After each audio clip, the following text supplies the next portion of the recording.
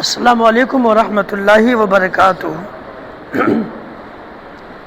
درود شریف پڑھیں۔ اللہم صلی علی سیدنا شفیعنا حبیبنا مولانا محمد عدد ما فی علم اللہ صلاۃ دائمۃ بدوام ملک اللہ۔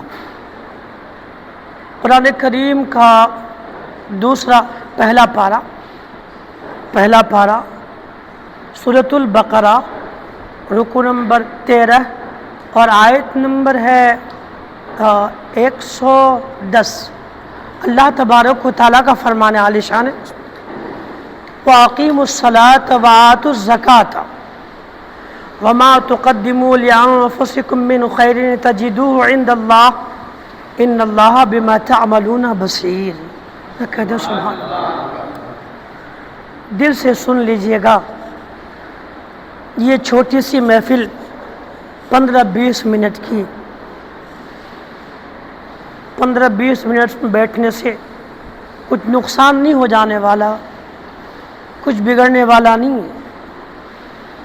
اور ہم کہاں اتنی نیکیاں کما پاتے ہیں؟ کم سے کم یہ 15-20 منٹ بیٹھنے میں جو نیکی مل جائے گی شاید یہی آخرت میں کام آ جائے۔ اسی لیے اس کو بھی تھوڑا دھیان میں رکھیے گا اور ضرور حاضری کی کوشش کیجیے گا۔ باتیں ہو رہی ہے زکوٰۃ دینے کے تعلق سے، تو جہاں زکوٰۃ کے مسئلے ہم سنیں گے انشاءاللہ وہیں راہ خدا میں جو نفلی صدقات دیتے ہیں، خیرات ہو، نفلی صدقات جو بھی ہو، فرائض ہے، واجب ہے یا نفل ہے، یہ ساری چیزیں انشاءاللہ جو بھی ہم سے ہو سکے گا میں آپ تک پہنچانے کی کوشش کروں گا۔ اس آیت مقدسہ کا مفہوم اللہ فرماتا ہے کہ اور نماز قائم کرو اور زکوٰۃ دو، وَأَقِيمُوا الصَّلَاةَ وَآتُوا الزَّكَاةَ، اور نماز قائم کرو اور زکوٰۃ دو۔ میں نے کل کہا نا، قرآن کریم میں جہاں جہاں بھی نماز کا ذکر پڑھیں گے اکثر جگہ پر آپ کو نماز کے ساتھ زکوٰۃ کا ذکر ملے گا۔ اس لیے حضور کی حدیث آپ نے سنی ہے نا کہ جو بندہ جان بوجھ کے زکوٰۃ نہ دے وہ زکوٰۃ دینے کے لائق ہے مگر نہیں دے گا، تو جو زکوٰۃ نہیں دے گا اس کی نماز بھی قبول نہیں ہوگی۔ اس لیے اگر خدا نے مال دیا ہے تو پھر بخیلی نہ کریں، ہم دل کھول کے رائے خدا میں دیں، اس کی برکتیں بھی ملیں گی، ثواب بھی ملے گا، بدلے میں خدا گناہ بھی معاف فرمائے گا۔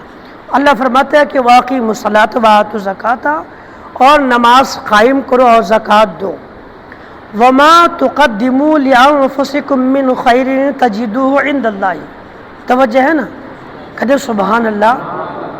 اس کا مفہوم یہ ہے، اور اپنی جان کی بھلائی کے لیے، اپنی جان کے لیے جو بھلائی آگے کو بھیجو گے اسے اللہ کے یہاں پاؤ گے۔ یہ اللہ نے فرمایا نا، یہ قرآن ہے، اس میں تو کوئی شک نہیں ہے، کسی قسم کا شک تو نہیں ہے نا۔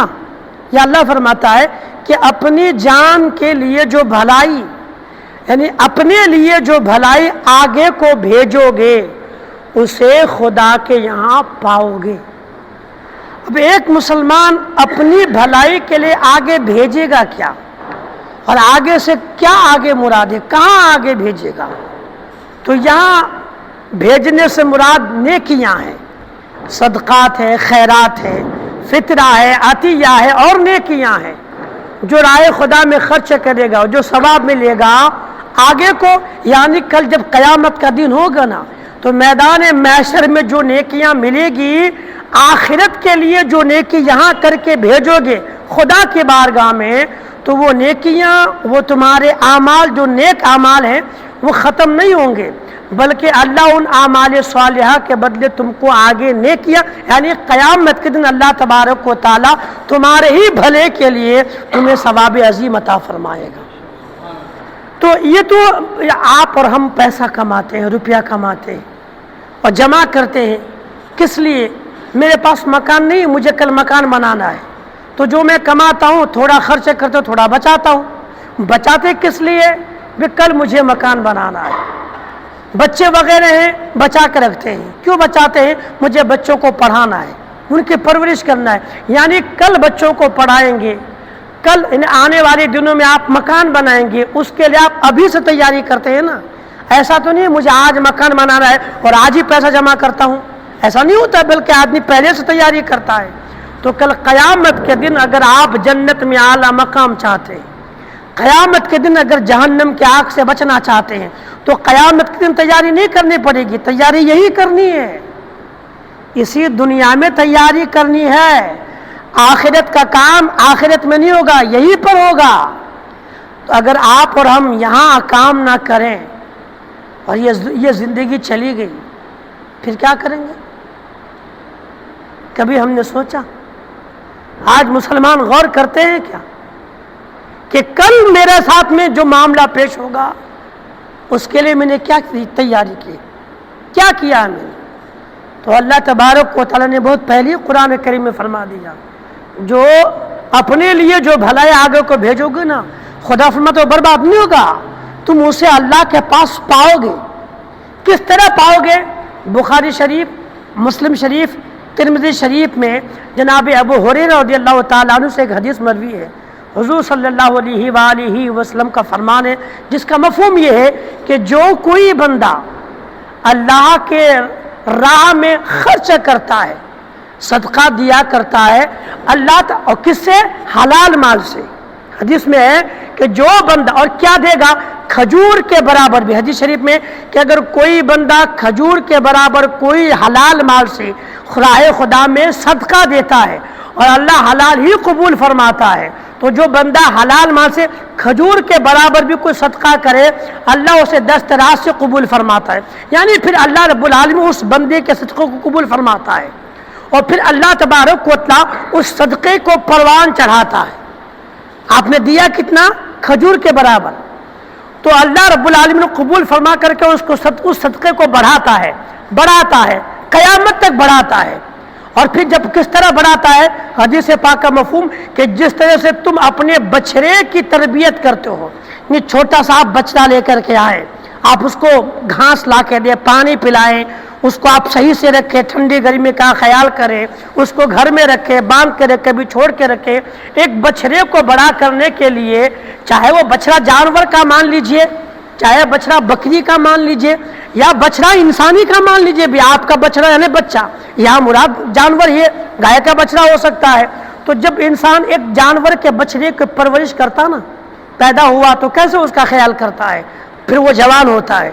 بلا تشبیہ تمثیل اللہ تبارک و تعالیٰ بھی مسلمان کے صدقہ جو کھجور کے برابر دیتا ہے، خدا اس کے پروان چڑھاتا ہے، حتیٰ کہ قیامت کے دن وہی صدقہ اللہ تبارک و تعالیٰ بندے کو لوٹائے گا تو پہاڑ کے برابر ہو جائے گا.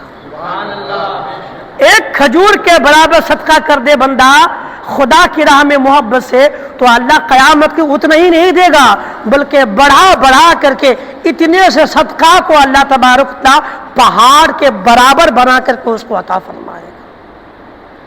تو یہ ہماری اپنی بھلائی ہے. میں اگر آج خرچ کروں گا تو میرے لیے بھلا ہے نا. اگر میں آج زکوٰۃ دوں گا، صدقہ کروں گا، خیرات کروں گا، کسی غریب کو کھلاؤں گا، پلاؤں گا، کپڑے دوں گا، تو اس میں کس کا؟ میرا خود کا بھلا ہے نا. یہ بھلائی کا بدلہ کب ملے گا؟ مرنے کے بعد آخرت میں. وہی اللہ کہہ رہا وَمَا تُقَدِّمُوا لِأَنفُسِكُم مِّنْ خَيْرٍ تَجِدُوهُ عِندَ اللَّهِ. تم جو اپنے بھلے کے لیے، اپنے جان کے لیے جو بھلائی آگے کو بھیجو گے، اسے خدا کے پاس پاؤ گے، یا یقیناً ملنا ہی ملنا ہے. تو جب اللہ نے کہہ دیا کہ کل تمہیں خدا کے پاس ملے گا، تو پھر ہم کیوں کوتاہی کرتے ہیں؟ کیوں نہیں کرتے ہم راہ خدا میں اس طرح سے خیرات و صدقات جس طرح کرنے کا حق بھی بنتا ہے؟ کیوں نہیں کرتے؟ دعا کرے اللہ ہمیں سننے سے زیادہ عمل کی توفیق عطا کرے. ذرا کہہ دے سبحان اللہ، آواز سے کہے سبحان اللہ. اب سنیے، ان اللہ بما تعملون بصیر، بے شک اللہ تمہارے کام کو دیکھتا ہے. میں جو بھی کام کرتا ہوں نا، میں آپ سے چھپا سکتا، لیکن خدا سے چھپا سکتا کیا؟ آپ جو کام گھر کے کونے میں اندھیرے میں کرتے ہیں لوگوں سے چھپا لیں گے، لیکن کیا خدا سے چھپا سکتے ہیں؟ ہم اور آپ گھر کے کونے میں بیٹھے کوئی بھی کام کریں، کوئی دیکھے نہ دیکھے مگر اللہ تعالیٰ، ایمان ہے نا بھائی؟ ذرا بولے دیکھتا ہے نا؟ ایک مسلمان نماز نہیں پڑھے، کوئی نہیں دیکھے، لیکن خدا تو دیکھتا ہے، دیکھتا ہے اللہ تبارک و تعالیٰ۔ تو پھر مجھے آپ سے چھپانے کا مطلب کیا؟ اگر میں غلطی کر جاؤں آپ مجھ کو سزا دیں گے؟ نہیں، سزا کون دے گا؟ اللہ تبارک و تعالیٰ۔ نیکیوں کا بدلہ بھی اللہ تبارک و تعالیٰ ہی دے گا، اور گناہ کا بدلہ بھی اللہ تبارک و تعالیٰ ہی دے گا۔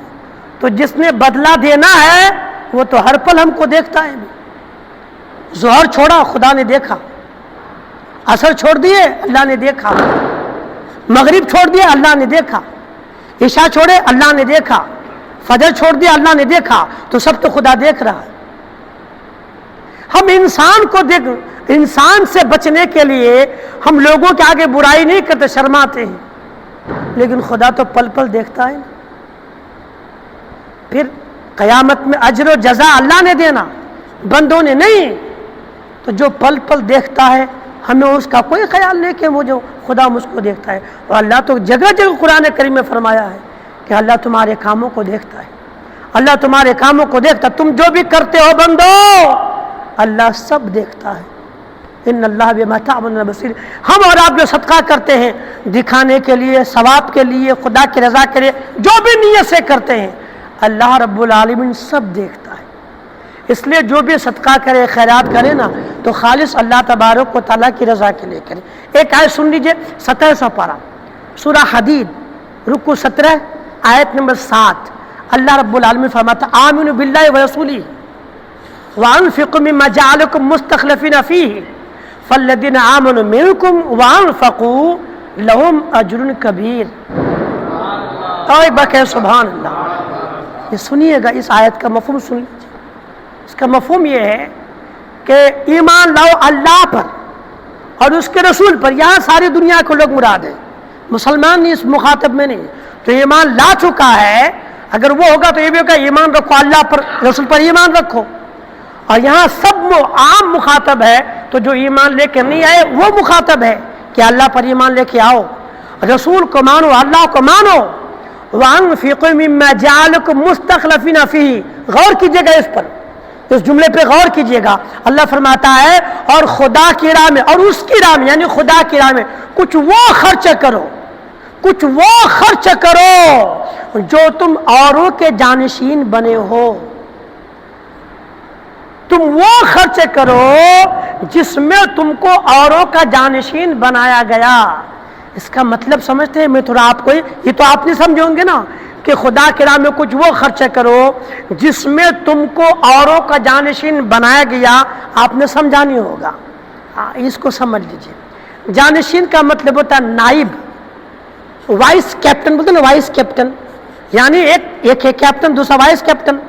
ایک ہوتا ہے مالک اور ایک ہوتا ہے وکیل۔ وکیل اس کا نائب ہوتا ہے، اس کا نائب ہوتا ہے، جیسے صدر اور نائب صدر ہے نا۔ تو یہاں جانشین مطلب نائب۔ اس کا مطلب یہ فرمان الہی کا کہ اللہ فرماتا ہے کہ اے میرے بندو اللہ پر ایمان لاؤ، رسول پر ایمان لاؤ، اور اللہ نے جو تم کو اوروں کا جانشین، جو تم سے پہلوں کو خدا نے مال دیا تھا، یعنی تمہارے باپ کو، تمہارے دادا کو جو خدا نے مال دیا تھا، اب باپ رہے نہیں، دادا رہے نہیں، ان مالوں کے مالک تم بنے۔ اسی مال کے مالک پہلے باپ ہوا کرتے تھے، باپ چلے گئے تو اب تم مالک ہوئے، تو تم اب باپ کے مال کے تم جانشین ہوئے نا، تم باپ کے جانشین ہوئے۔ یہ مال تمہارا نہیں ہے، اس کا مطلب ہے کہ مال تمہارا تھوڑی ہے، سب کا، سارے مالوں کا مالک اللہ تبارک و تعالیٰ ہے۔ مما یہ وانفقوا مما جعلکم مستخلفین فیہ، اس کا مطلب یہ ہے کہ اللہ نے تم کو جو مال دیا ہے نا، یہ مال کبھی کسی اور کے پاس تھا، اب تمہارے پاس ہے، اور حقیقی مالک اللہ تبارک و تعالیٰ ہے۔ تو جب اللہ نے تم کو مال دیا ہے، یہ مال تم کو جمع کرنے نہیں دیا، بلکہ خدا نے تم کو یہ مال دیا ہے فائدہ اٹھانے کے لیے۔ جب تم کو خدا نے کوئی مال دیا ہے تو اس مال سے فائدہ اٹھاؤ، صرف جوڑ کے رکھ کر کے مر مت جانا، جوڑ کے رکھ کے مر جاؤ گے تمہیں ملے گا کچھ نہیں۔ اللہ نے مال دیا، فائدہ اٹھاؤ، اس سے فائدہ، کچھ کھا لو، کچھ پی لو، کچھ پہن لو، اور کچھ خدا کی راہ میں خرچہ کرو۔ یہ تمہارا نہیں ہے، تم نائب ہو، تم وکیل ہو، اصل مالک تو اللہ تبارک و تعالیٰ ہے۔ ایک میں مثال آپ کو دے دوں، آپ سیٹھ ہیں، توجہ ہے نا، کہہ دے سبحان اللہ۔ آپ اللہ نے آپ کو مال دیا، آپ کروڑ پتی ہے نا، آپ نے ایک نوکر رکھا دکان میں، یا کوئی بھی نوکر رکھا، اور آپ نے نوکر کو 5 لاکھ روپے دے دیا، 5 لاکھ دے کے کہا کہ یہ فلاں جگہ دینا، یہ فلاں آئے تو اس کو دے دینا، 1 لاکھ فلاں کو دے دینا، 1,25,000 فلاں آئیں گا تو اس کو دے دینا، یہ 50,000 مسجد کے نام پہ دے دینا، یہ 20,000 مدرسے کے نام پہ دے دینا۔ آپ نے کس کو دیا؟ نوکر کو۔ کس کو دیا؟ کتنا دیا؟ 5 لاکھ۔ کسی کو دینے کے لیے، مسجد کے نام پہ دینے کے لیے، مدرسے کے نام پہ دینے کے لیے، اور کئی خرچہ کرنے کے لیے آپ نے دے دیا۔ آپ گھر میں، اب وہ دکان میں آپ کا نوکر، وہ آیا کوئی لینے کے لیے، آج جس کے بارے میں بولے تھے وہ آیا لینے کے لیے۔ اب وہ جو آپ کا نوکر ہے، اگر وہ یہ کہ یار 1 لاکھ روپے دے دوں گا اس کو، 1 لاکھ اس کو دے دوں گا، 1 لاکھ چلا جائے گا، تو اگر نوکر یہ سوچے کہ 1 لاکھ دے دوں گا، کیا دوں کہ نہیں دوں، اس میں نوکر کا کوئی فائدہ ہوگا؟ بولے ذرا۔ نوکر اگر کنجوسی کرے، آپ مالک ہے، آپ نے 5 لاکھ دے دیا بانٹنے کے لیے، اب اگر نوکر کنجوسی کرے اس کو کیا ملے گا؟ کچھ ملے گا؟ آپ کے نوکر، آپ نے کہا وہ مسجد والے آئیں گے، دینا 50,000 روپیہ، ان کو فائدہ 50,000 روپیہ۔ اب وہ آئے مسجد والے، 50,000 دو بھی، اب بولے نہیں 50 نہیں 20 لے لو، تو مالک تو آپ نے کہہ دیا 50 دے دو، اب اگر وہ بخیلی کرے گا تو اس کو ملے گا کیا؟ کچھ ملے گا نہیں۔ بلا تشبیہ تمثیل ایسے ہی اللہ نے جب مال دے دیا ہے، اے نوکرو یعنی تم خداوند قدوس کے غلام ہو، اس کے بندے ہو، رب نے مال دے دیا اور رب ہی کہتا ہے کہ راہ خدا میں کچھ خرچ کرو، اب اگر ہم اس میں بخیلی کریں گے ملے گا کیا؟ ہم تو یہاں بمنزل وکیل کے ہیں، ہم مال کے مالک نہیں، ہم وکیل ہیں۔ جتنا خرچ کرنے کے لیے کہا اتنا کر دو، اسی میں ہمارا بھلا ہے۔ اگر نہیں کریں گے تو سامنے والا ناراض، اور مالک کو پتہ چلے گا تو تھپڑ بھی دے گا، میں نے کہا دینے کے لیے تو نے دیا کیوں نہیں؟ ہے نا، اللہ نے مال دیا ہے، اگر بندہ زکوٰۃ کے نام پہ مال نہیں نکالے گا تو کل خدا کے طرف سے فرشتوں کے ہاتھوں مار پڑنے والی ہے۔ اس لیے بخیلی کر کے کچھ نہیں ملے گا۔ جتنا خدا نے دینے کے لیے کہا ہے دل کھول کے دے۔ خدا نے کہہ دیا یہ تم آج دے دو، مال خدا کا، تم خالی خرچ کرو، بدلے میں خدا تم کو آخرت میں اعلیٰ مقام عطا فرمائے گا۔ فالذین آمنوا منکم، تو تم میں جو ایمان لے کر کے آئے، وانفقوا، اور جو اس کی راہ میں خرچ کرے، لہم اجر کبیر، اس کے لیے بہت بڑا ثواب ہے۔ یہ قرآن ہے، قرآن۔ اگر آپ قرآن کی بولی نہیں سمجھ سکتے ہیں، اگر ہم اور آپ قرآن کا بھاشا نہیں سمجھتے ہیں، اگر ہم قرآن پاک کا اگر ہم مفہوم نہیں سمجھ پاتے ہیں نا، تو پھر سمجھ لیں کہ پھر ہم سمجھیں گے کیا سمجھیں گے؟ ہم صرف روایت سننے کے لائق ذہن نہ بنے، مجھے واقعہ سننا ہے، واقعہ سننا ہے۔ مسائل سنیے، حکم سنیے، حکم یہ قرآن ہے، اور یہ علم آپ کو بڑی مشکل سے کہیں مل سکتا ہے۔ اس لیے جو سنتے ہیں نا اس پہ عمل بھی کرے، سن کے یہاں چھوڑ مت دیجیے گا، ورنہ پہ کچھ نہیں ہوگا۔ آپ اگر دن میں 500 کما لینا تو 50 روپے خرچہ کرنے میں کچھ نہیں ہوگا، لیکن ایک بار 50 خرچہ کریں گے نا تو انشاءاللہ خدا نے چاہا تو دوسرے دن خدا آپ کو 1000 عطا فرمائے گا۔ ہاں ایسی یقینی روایتیں ہیں، بہت روایتیں ہیں، اور میں آپ کو انشاءاللہ سناؤں گا بھی۔ اس موضوع پہ آپ بنے رہیے، آپ سنیں گے انشاءاللہ۔ اس کی برکتیں بہت ہیں، خرچہ کرنے کی بہت برکتیں ہیں۔ جناب ابو ہریرہ رضی اللہ تعالیٰ عنہ کے پاس ایک آدمی آیا، کہا حضور دعا کر دی، میرا بیٹا سمندری سفر پر ہے، یعنی وہ جہاز میں، کشتی میں ہے، وہ سمندر میں ہے، اور طوفان بہت ہے، بڑی بڑی موجیں آ رہی ہیں، کہیں اس موجوں کے زد میں آ کے کشتی ڈوب نہ جائے، میرا بیٹا مر نہ جائے۔ اس لیے جناب ابو ہریرہ نبی کے صحابی، کہا دعا کر دیجیے۔ تو جناب ابو ہریرہ رضی اللہ تعالیٰ عنہ نے کہا جاؤ اپنے بیٹے کے نام صدقہ کر دو۔ کہہ دو سبحان اللہ، کیا کر دو؟ صدقہ کر دو، خدا حفاظت کرے گا۔ وہ بندہ آیا، صدقہ کر دیا، یہ صدقہ کر دیا۔ ادھر کشتی میں، وہ جو کشتی بالکل سمندر کے طوفان کے زد میں آ گئی تھی، ایک آواز آئی، اے کشتی والو مبارک ہو، تمہارے طرف کا صدقہ قبول کر لیا گیا ہے۔ یہ آواز آئی، اور اس صدقے کی برکت سے وہ جو طوفان میں کشتی برباد ہونے والی تھی، ادھر صدقہ دیا گیا، رب نے قبول کر لیا، ادھر اس انسان کے بیٹے کی جان بچ گئی۔ گھر آ کے اس نے اپنے باپ سے کہا کہ ہم تو زد میں تھے، بس مرنے والے ہی تھے، مگر پھر آواز آئی کہ کس نے تمہارے نام کا صدقہ دیا ہے، وہ صدقہ خدا کے بارگاہ میں قبول ہو گیا، اس صدقے کی برکت ہے کہ تم مرتے مرتے آج یہاں بچ گئے۔ اس لیے جو راہ خدا میں دیتے ہیں نا، اس سے صرف گناہ نہیں، خدا کی راہ میں دینے سے صرف گناہ نہیں معاف ہوتا، بلکہ گناہ معاف ہوتا ہے، ثواب ملتا ہے، مال میں برکت ہوتی ہے، جان میں برکت ہوتی ہے، جان بچتی ہے، ایمان میں مضبوطی آتی ہے، اور پھر اس کے بعد بیماری دور ہوتی ہے۔ حتیٰ کہ حدیث شریف میں آتا ہے کہ صدقہ موت کو بھی ٹال دیتا ہے، صدقہ موت کو ٹال دیتا ہے۔ کر کے کسی کو کوئی بیماری ہو، ہزاروں دوا کھا لیا، اچھا نہیں ہوتا ہے، صدقہ کر دیجئے، جب نے قبول کر لیا تو انشاءاللہ بیماری دور ہو جائے گی۔ دعا کرے اللہ تعالی ہمیں عمل کی توفیق عطا کرے۔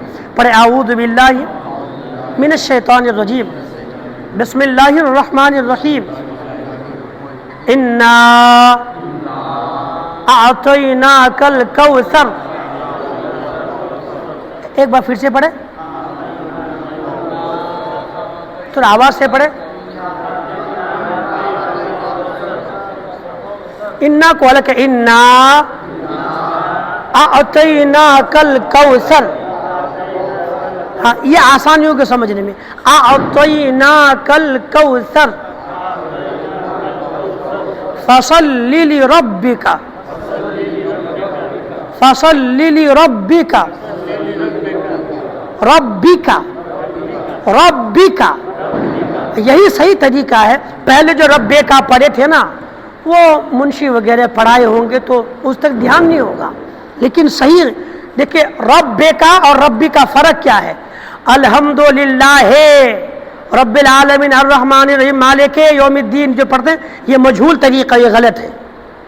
قرآن مجہول پڑھنا جائز نہیں، ہاں گناہ ہو سکتا ہے، گناہ ہو سکتا ہے اس میں، اس لیے اگر جو ہو گیا، آج تک آپ کو کس نے سکھایا نہیں تھا، لیکن اب تو سیکھ رہے ہیں ہم لوگ نا، تو آپ کوشش کریں۔ اس لیے پہلے والا نہ پڑھے، رب کا الحمدللہ وہ نہ پڑھا کریں جو آپ مجھ سے سنتے ہیں ایسے ہی، اور آپ مجھ سے ہی نہیں بلکہ اگر آپ اس میری باتوں کو کنفرم کرنا چاہتے ہیں تو یوٹیوب کھنگال لیجئے، جتنے بھی آپ قاری کو سنیں گے یہی پڑھیں گے نا، الحمدللہ رب العالمین۔